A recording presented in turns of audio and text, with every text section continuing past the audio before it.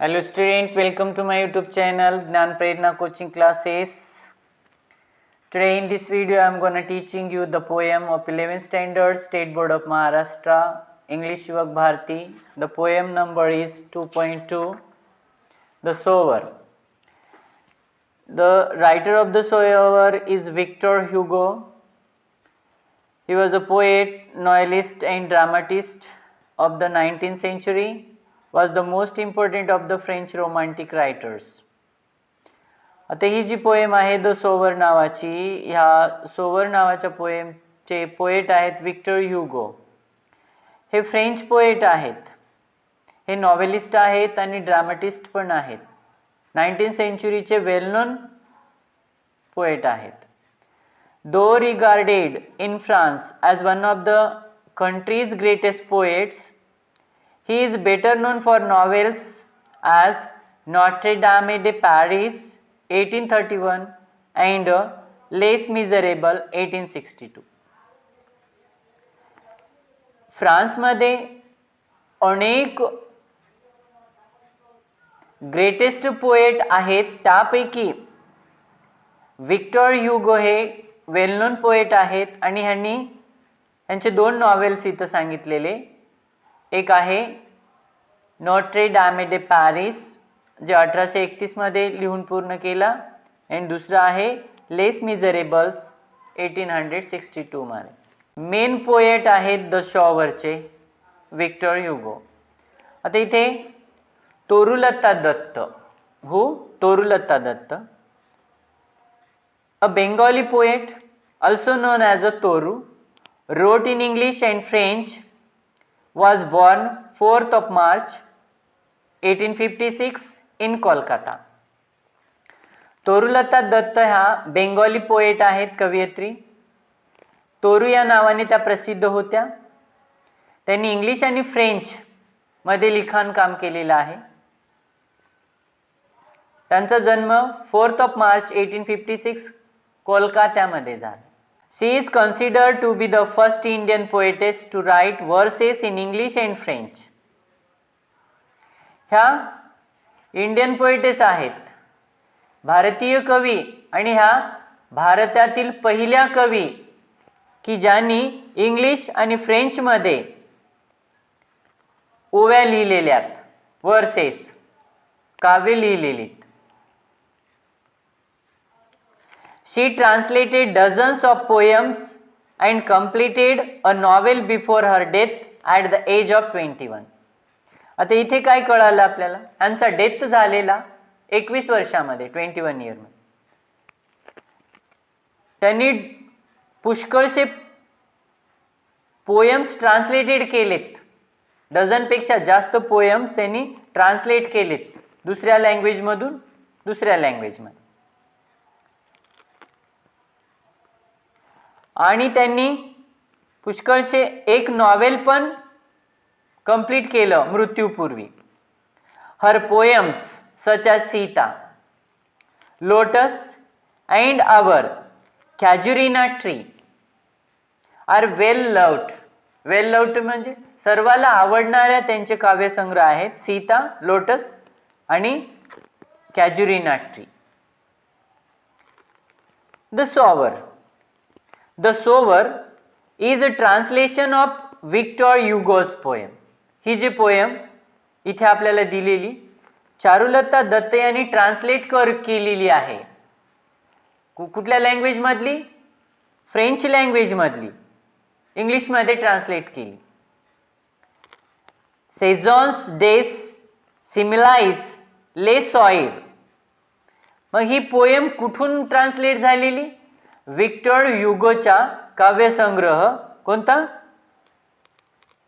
सेझॉन्स डेस सिमिलाइज ले सॉइर या पोएमचं ट्रान्सलेशन आहे काय? The sower. कुणी केलं? तोरुलता दत्त यांनी. It is translated by Toru Dutt from French to English. हे ट्रान्सलेटेड आहे, कुणाकडून ट्रान्सलेट झालं? तोरुलता दत्तकडून. कुठल्या लँग्वेज मधून? फ्रेंच लँग्वेज मधून. कुठल्या लँग्वेज मध्ये? English language. The sower is a poem about a farmer. The sower poem शेतकऱ्याविषयी आहे, एका शेतकऱ्या, अ फार्मर, एका शेतकऱ्याविषयी आहे.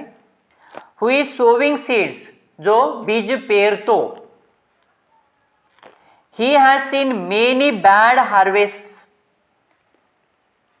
एका शेतकऱ्याविषयी ही पोयम आहे की अशा एका शेतकऱ्याविषयी पोयम आहे की तो प्रत्येक वर्षी शेती करतो, शेतात धान्य पेरतो, परंतु त्याला त्याच्या मनासारखं किंवा त्याला उत्पन्न मिळत नाही, बॅड हार्वेस्ट होतो त्याला. However, he is so optimistic of having a good harvest every time he tosses grains. प्रत्येक वेळी त्याला बॅड हार्वेस्ट व्हायचं तरी सुद्धा तो ऑप्टिमिस्टिक होता, आशावादी होता. ऑप्टिमिस्टिक मीन्स आशावादी, की आता नाही, पुढे तरी मला चांगलं उत्पन्न मिळेल, आणि तो धान्य पेरायचा. So let us begin the poem, which is written by Victor Hugo and translated by Torulata Dutt in English, The Sower. Before starting the poem, let us take into consideration the words meaning. Porchway, a veranda or a covered shelter in front of a building. Porchway म्हणजे काय? वरांडा. Gallery सारखा वरांडा असतो ना, ज्याच्यावरून छत असते covered बिल्डिंगचं, that is called what? Porchway. Well nigh, almost but not completely or exactly just about. Well nigh म्हणजे जवळजवळ पण नॉट, परंतु पूर्णपणे नाही, एक्झॅक्ट नाही, जस्ट अबाउट थोडंपास, जवळ जवळपास म्हणजे approximately. Sower, the person who plants the seed. Sower म्हणजे the person who plants the seed, असा व्यक्ती जो म्हणजे शेतकरीच, farmer. Lingers, hangs around, remains. Lingers म्हणजे स्टे, रिमेन्स राहणे, तिथंच राहणे. Silhouette, shape, outline of someone against a brighter background म्हणजे शॅडो, सावली. फरोज, लाईन, ट्रेंच किंवा channel. Muse, rest in thought, reflect. Muse means what? Rest in thought किंवा reflect किंवा being sad. STRIDE, walk with long steps, मोठ्या मोठ्या टांगा, लांब लांब टांगा टाकत जाणे. ऑगस्ट, नोबल, डिग्निफाईड किंवा impressive. These are the hard words of the poem. Let us begin the poem. First stanza. Sitting in porchway cool, sunlight I see dying fast. Twilight hastens on to rule. Working hours have well nigh passed. This is the first stanza of the poem. In this stanza, the poet says that one day he sits in porchway. What is porchway? Entrance or veranda. Why he sits in a porchway? To enjoy the sunset. To enjoy the sunset. He watches Rudy. What is meant by Rudy? Red sunlight. He watches Rudy fading away fast. As the evening approaches, the twilight means evening, begins to rule. Here it is rule means dominate the light. Listen now. What? The poet says in this stanza, one day he sits in porchway. Why? To enjoy the sunset. And in that time he watch red sunlight fading away, going away very fastly. When the sunlight go away, when evening comes near, that time. And when evening comes near, who rules? Evening rules on the particular period. In others we can say that, in other word we can say that the darkness starts spreading all over. What starts spreading? Darkness starts spreading all over. At such time, when there is no light, no light, people stop their work, people stop their work. As there is no light, people stop their work. And here it is mean what? Farm work, field work. And they are not seen anywhere. Why? Because it is dark. And they go back to their home. So this we can say in Marathi. Wow, like I am explaining it into the Marathi. कवी म्हणतात ह्या स्टँझामध्ये एके दिवशी सूर्यास्ताचा आनंद घेण्यासाठी ते वेरांड्यामध्ये बसले होते. त्यांना लाल सूर्यप्रकाश वेगाने लुप्त होताना पाहिला त्यांनी, पोएटनी. सायंकाळ होऊ लागली आणि सायंकाळचे साम्राज्य सुरुवात व्हायला लागले. सर्वत्र काळोख पसरायला लागला होता. अशा वेळी जेव्हा सूर्यप्रकाश नसतो ना, तेव्हा लोक आपले शेतीचे काम थांबून त्यांच्या घरी जायला लागतात. ते कुठे शेतात दिसेनासे होतात. हे क्षण त्यांनी या पहिल्या स्टँझामध्ये सांगितलेला. Second stanza like this. Shadows run across the lands, but a sower lingers still. Old in rags, he patient stands, looking on. I feel a thrill. In the second stanza, poet feel like that. What? There is nothing in the land. There is nothing in the land. Where? In the field. But there is shadow. What? Which shoot all over places. There is nothing in the land, but there is a shadow, and which shoot all over the places of that particular land from where the poet watching. Shoot means here it is spread. Spread. What spreads? Shadow. Nothing there on the land but shadow which is spread there. However, among those shadows, in that all shadows, the poet sees one sower. Among that all shadow in the form, poet see one sower. Sower means here it is farmer. He lingers. Lingers means here it is stays. Remain there only. Everybody goes home. Evening because of darkness, but one person, a farmer, lingers there, remains and stays there. Where? In the field. He is older. How? He is older in rags. Particularly rags means what? Torn dress, torn cloths, tear, torn cloths, and stands there patiently. How he stands there? Patiently. Watching him, the poet feels thrilled. In this stanza, there is nothing in the field.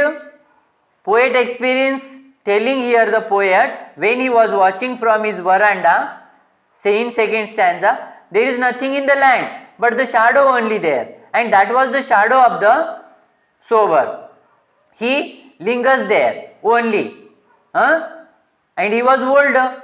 He wore the rags, and he was standing there in a field very patiently. And this situation the poet was watching, and that situation made the poet thrilled.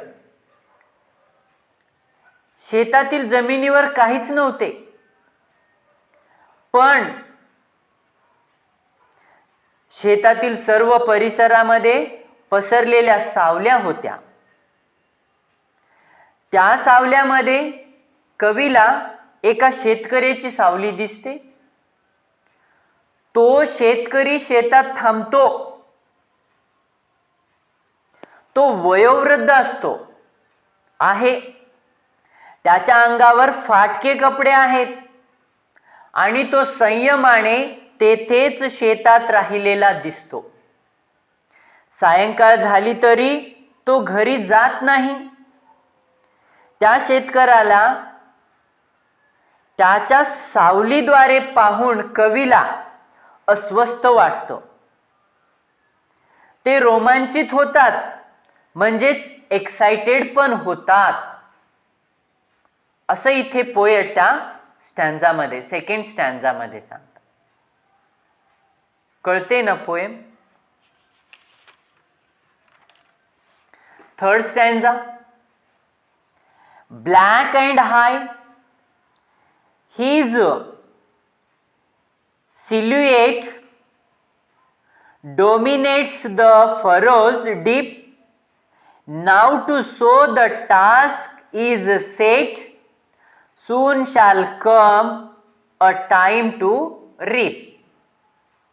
In this stanza, the poet says that the sower's silhouette is dark and keeps growing as the night approaches.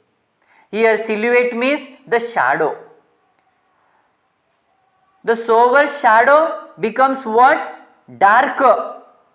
And shadow also keep growing. Why it becomes dark and keep growing? Because of the night is approaching. Night is approaching. It spreads over what? It spreads over deep furrows. Here it is now furrows. What is called a furrows? Narrow trench made by a plow for sowing seeds. What? Spread, darkness spread all over on furrows also, on over a deep furrows also, and his farmer's shadow becomes how? Dark and grows because of the darkness. The farmer's shadow become what? Dark and growing, which are now invisible. Which are now invisible. Why? Due to darkness. According to the poet, the sower may be thinking it is the time to sow the seeds and he is doing it.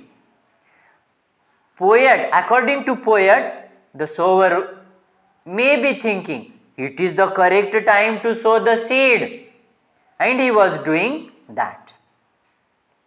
Soon the crops will grow. Soon the crops will grow, and sower will be able to reap the fruit of his hard labor and dedicated work. The poet is telling, according to poet, maybe the farmer is thinking it is the correct time to sow the seed, and he was doing that. And in the correct time, if I, means farmer, if I sow the seed on time, it will grow very fast and reap it, and I will be the prosperous person. I will get the fruit of my hard work and of my dedicative work. हा third स्टॅन्झा आहे ना. या स्टॅन्झा मध्ये poet म्हणतात, काय म्हणतात?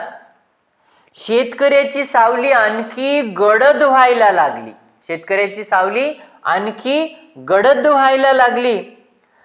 जसे जसे रात्र जवळ यायला लागली, तसतसे शेतकऱ्याच्या सावलीत वाढ व्हायला लागली.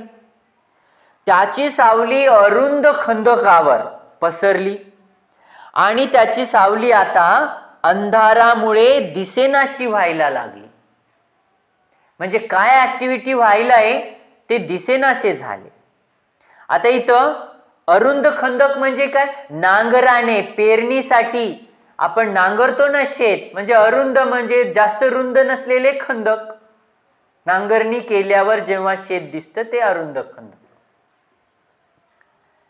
पोएटच्या मते, ह्या स्टॅन्झामध्ये पोएटचं असं मत आहे, शेतकरी कदाचित विचार करत असेल की हीच योग्य वेळ आहे.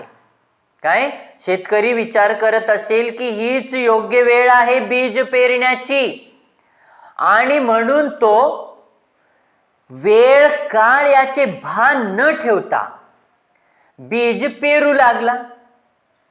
कदाचित तो असाही विचार करत असावा की लवकरच पीक वाढतील व मोठी होतील आणि त्याचे फळ त्याला मिळेल, त्याच्या कष्टाचे फळ त्याला मिळेल, असं हे कवीचं मत होतं त्या स्टॅन्झामध्ये. कदाचित तो असा विचार करत असेल.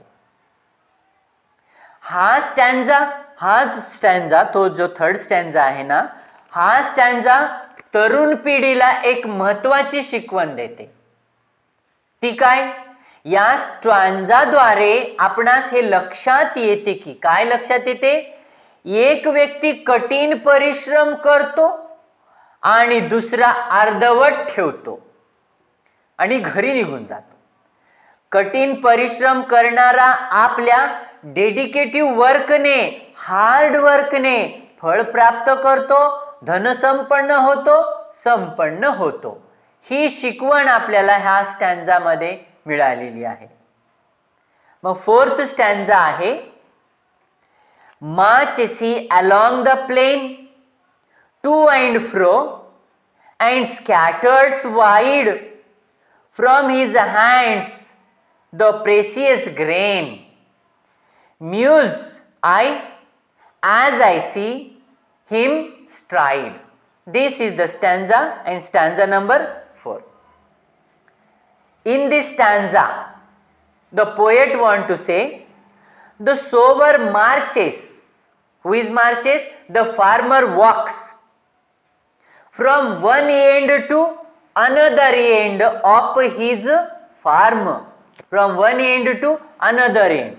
One end to another end. The sower marches. Here particularly marches means walks. And scatters the precious grains from his hand. Scatters, spreads grains. What is the value of that grain? Precious grain now. All over his land he was spreading, he was scattering precious grain with his hands. This activity the poet was watching away in the field from veranda. The grains are precious as they will grow into crops. How are the grains? Grains are the precious now which are the sower is sowing. Laterward, after some time, they will grow in what? In crops.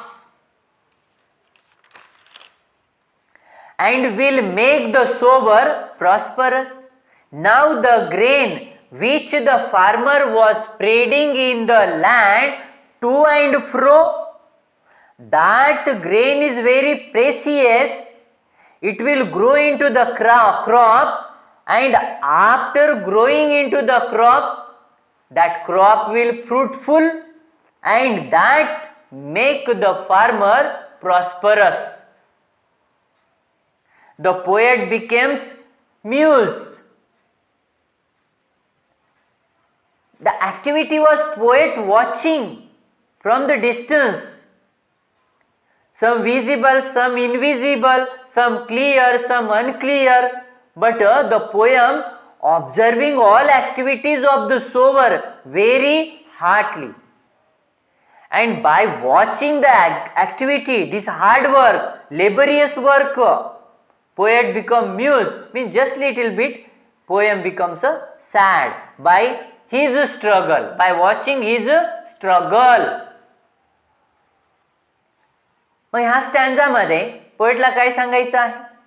शेतकरी आपल्या हाताने मौल्यवान धान्य शेताच्या एका टोकाकडून दुसऱ्या टोकाकडे शिंपायला लागला. ते धान्य मौल्यवान होते. जे तेव्हा तो शिंपडत होता ना, ते धान्य कसे होते? मौल्यवान होते. जे पिकाच्या रूपामध्ये वाढून त्या शेतकऱ्याला संपन्न करणार होते. पण त्या शेतकऱ्याची अवस्था, कठीण परिश्रम, कष्ट हे सर्व पाहून कवीला थोडं दुःख वाटतं, नाराज होता. हे ह्या स्टँजामध्ये आहे. 5th and लास्ट स्टँजा असा आहे. Darkness depends, fades the light.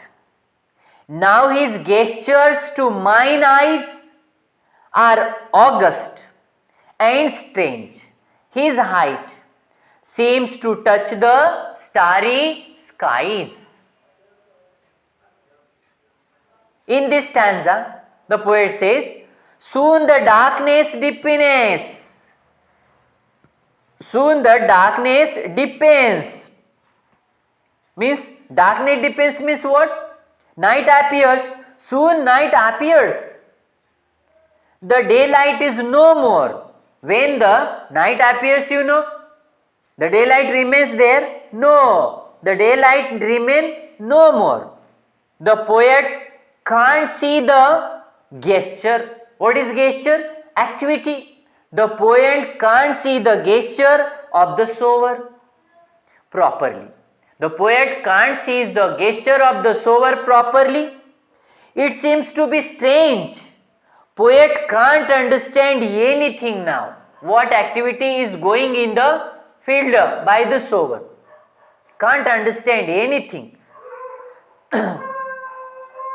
In the final line, the poet says that the height of the sower seems to touch the starry skies. It becomes dark. It becomes so dark that he becomes invisible. Who becomes invisible? The farmer, from where the poet watching. ह्या स्टँजामध्ये poet असे म्हणतात, लवकरच रात्र होते, दिवसाचा सूर्यप्रकाश नष्ट होतो. पोएटला त्या शेतकऱ्याची कोणतीही ऍक्टिव्हिटी आता स्पष्ट दिसत नव्हती. आता पोएटला त्या शेतकऱ्याची कोणतीही ऍक्टिव्हिटी समजत पण नव्हती. शेवटच्या लाईनमध्ये त्यांनी असे म्हटले की शेतकऱ्याची सावली आता चांदण्याने युक्त आकाशाला स्पर्श केली. सावली गडद झाली आणि नाहीशी पण झाली. असा संपूर्ण कष्टभाव, दुःखभाव, आशावाद शेतकऱ्याचा या कवितेमध्ये विक्टर ह्युगो यांनी व्यक्त केला. आणि तो व्यक्त केला त्यांनी त्यांच्या फ्रेंच लँग्वेजमध्ये. आणि त्या फ्रेंच लँग्वेजचं ट्रान्सलेशन करून आपल्याला तोरुलता दत्त यांनी इंग्लिशमध्ये ट्रान्सलेट करून ही पोएम आपल्या क्लासला सादर केली. Through this poem the poet gives us the message. Through this poem the poet gives us the message. And what message? Of hard work and dedication of farmer to be prosperous and everyone should do like same. या कवितेद्वारे कवी आपल्याला कठीण परिश्रम, कष्ट व ध्येयपूर्तीचा संदेश देतात. संपन्न होण्यासाठी प्रत्येकाने असे करावे असा पण संदेश या कवितेमध्ये आहे. ज्या पद्धतीने त्या शेतकऱ्याचा आशावाद होता, संपन्न होण्यासाठी कष्ट केलं, ध्येयपूर्ती गाठण्यासाठी परिश्रम केलं, असं प्रत्येकाने करावं असा संदेश आपण या पोएमच्या थ्रू घेऊ शकतो. आणि इथे ही पोएम संपलेली आहे. I hope students and my dear friends, if you understood, please do watch, like, comment and subscribe to my channel. आणि एक महत्वाची गोष्ट मला सांगायची आहे, जर तुमच्या काही आयडियाज असतील काही तुम्हाला मला सुचवायचं असेल, माझ्यामध्ये काही कमी असेल, काही कमतरता असतील माझ्या टीचिंगमध्ये, तर तुम्ही मला सजेस्ट करा इनबॉक्समध्ये, सांगा असं नाही असं करा, तसं नाही तसं करा म्हणून सांगा. माझ्या चुका असतील तर माझ्या चुका मेन्शन करा आणि कमेंटमध्ये सांगा, जेणेकरून मी माझ्या स्वतःला इम्प्रूव्हमेंट करू शकू. Thank you very much.